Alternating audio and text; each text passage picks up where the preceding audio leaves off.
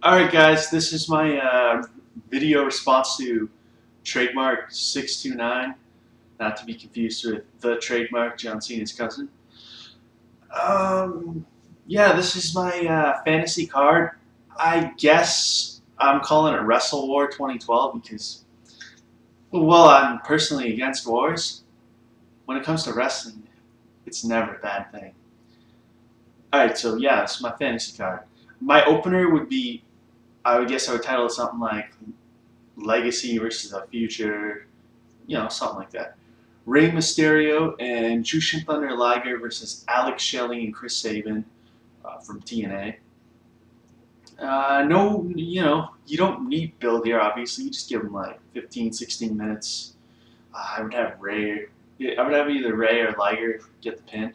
Maybe Ray with the West Coast pop because I kind of miss that move. Or Dragon Rana even. Alright, then we'd have a grudge match between Koji Kanemoto and Fujita Jr Hayato. Hayato would win by double ankle lock submission about 12, 13 minutes in. Yeah, they just can't do any wrong against each other. They only had, what, just under 10 minutes and they put on a 4-star match, so yeah, you don't really doubt Kanemoto and Hayato's chemistry.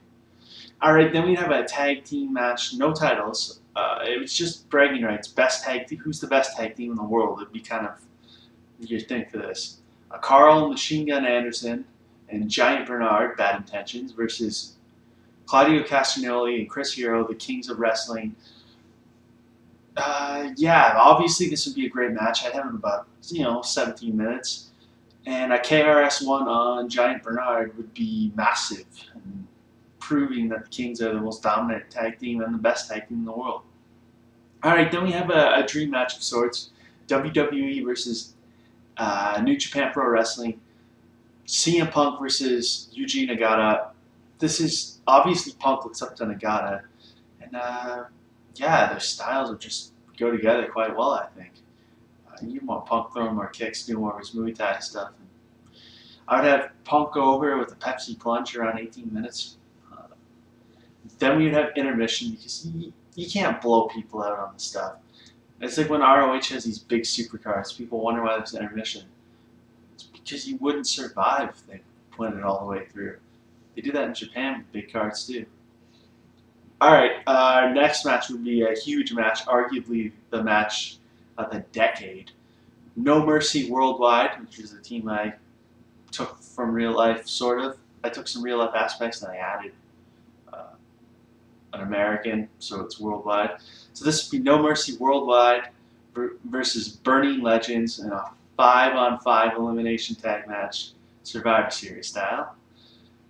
Takayama, Yoshihiro Takayama, Minoru Suzuki, Shinsuke Nakamura, Kenta, and The Undertaker, which is my ace up my sleeve, not short sleeves. Okay, that team, No Mercy Worldwide versus Burning Legends, Kenta Kobashi, Kensuke Sasaki, Go Shiozaki, Jun Akiyama, and Katsuhiko Nakajima. I have an elimination order. Suzuki eliminates Nakajima at 10 minutes. Akiyama eliminates Kenta at 13 minutes. Takayama eliminates Akiyama at 19 minutes. Sasaki eliminates Suzuki at 22 minutes. Shiozaki eliminates Nakamura at 28 minutes. Undertaker eliminates Kensuke at 30 minutes. Kobashi eliminates Taker at 35 minutes. Takayama eliminates Kobashi at 38 minutes, shocking people. And then the biggest shocker of all, Shiozaki eliminates Takayama, the Burning Hammer, at 46 minutes. Shiozaki survives, Burning Legends win, and Star Reborn and Shiozaki.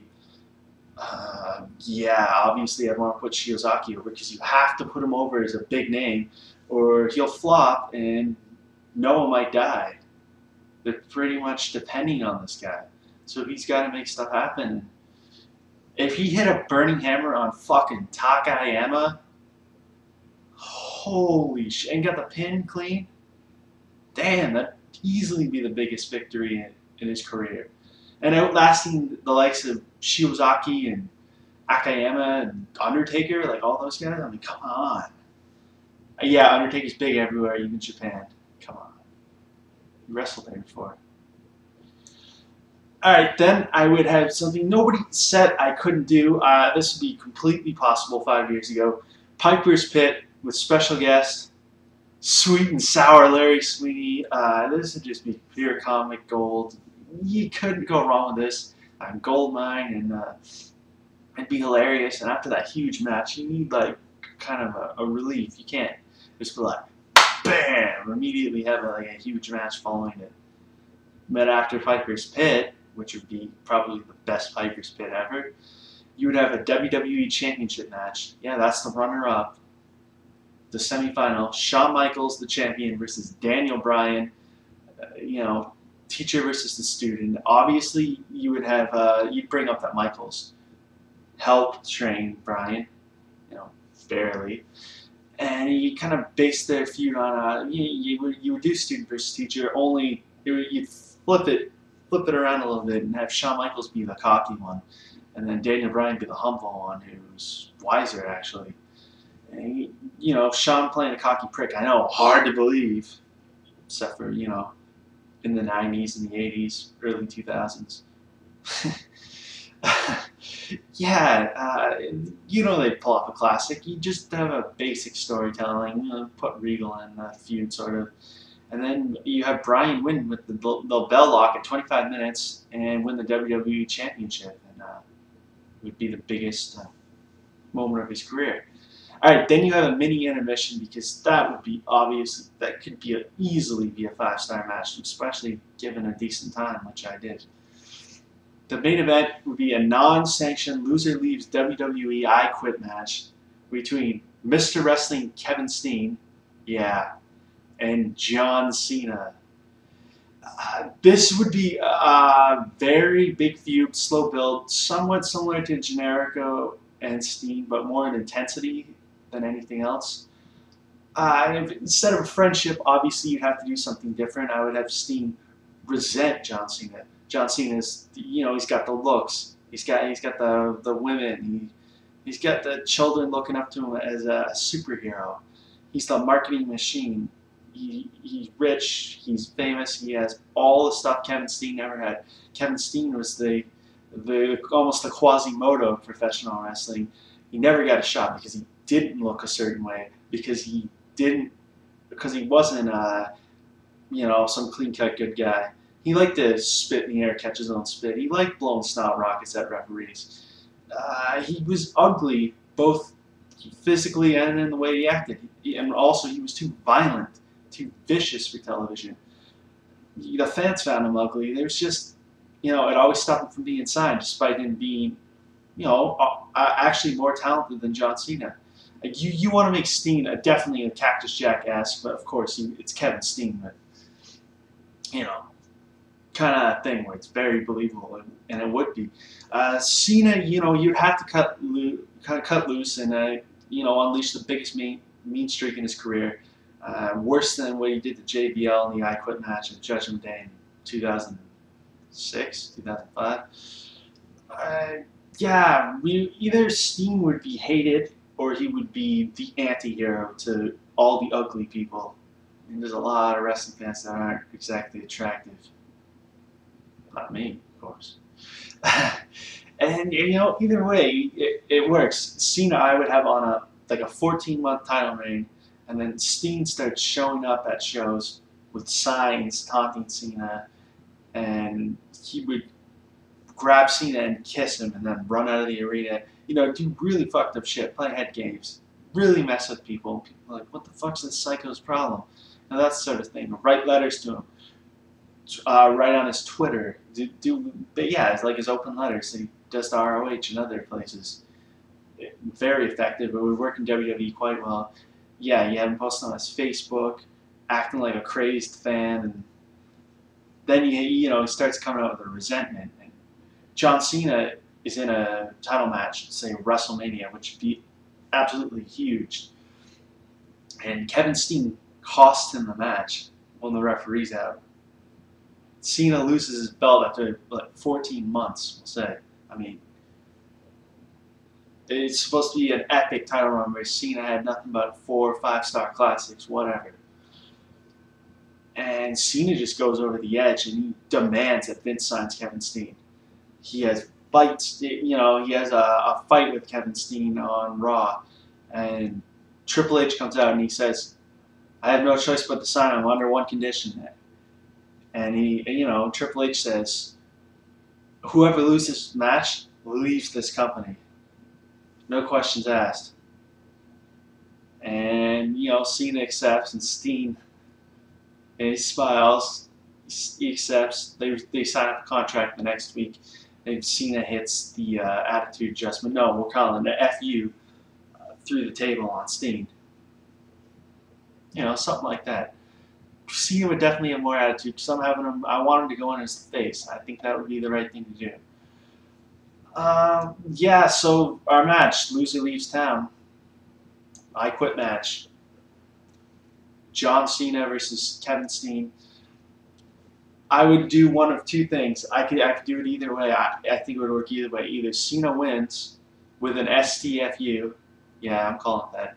With barbed wire, like over Steen's face and his neck, and where he's pulling and ripping at him, and Steen's like squealing like a pig. And no, I quit, that sort of thing. Or you have Steen win with a crossface with barbed wire, I think. That would be another way. Either way, I would have Cena gone for 4 to 6 months if he won. If he lost, I'd have him gone for a year. I think 4 to 6 months for Cena would be good. You can maybe bring back Steen eventually, like at the next year's WrestleMania or something. Find some loophole. But I think this feud would just do something different for WWE. People would want to see Steen again, which when they saw him again, they're losing, Yeah, the show would end with a barely conscious Cena, like trying to raise his hand, blood flowing down him, or just covered, looking like he was in the front lines of World War III. And yeah, he kind of finally gets rid of his arch nemesis. And I think that would be a great story, and I'd like to get some feedback. Send your video responses to Trademarks, send some comments my way, and yeah, it'll be cool. I think this card is just ridiculously good, and I think my last 2 matches got the story even, where they would get over with the WWE audience, and then the wrestling would get over with anyone. I don't care where you're from. That wrestling would get over. Even with Daniel, ProRes TV forums. All right, I'm just about to go, but first I have to announce my video is my joint production, we'll call it, with Dinosaur Avenger 1989 will still happen, probably early in the week. But first, I will be reviewing DDT, Dick Togo's retirement show, because Dick Togo deserves the respect and the appreciation, because far too many people overlook his accomplishments and his great matches, his body of work. Probably one of the best junior heavyweights of all time, up there with the likes of Liger and Sasuke. So I'll cover that, and also the Peter Pan DDT show, their biggest show, I would say, of the year, which features Bob Sapp against Dino, which is supposed to be hilarious, obviously. If you haven't seen my Facebook, my picture was, and it will be again, inevitably, it has to be.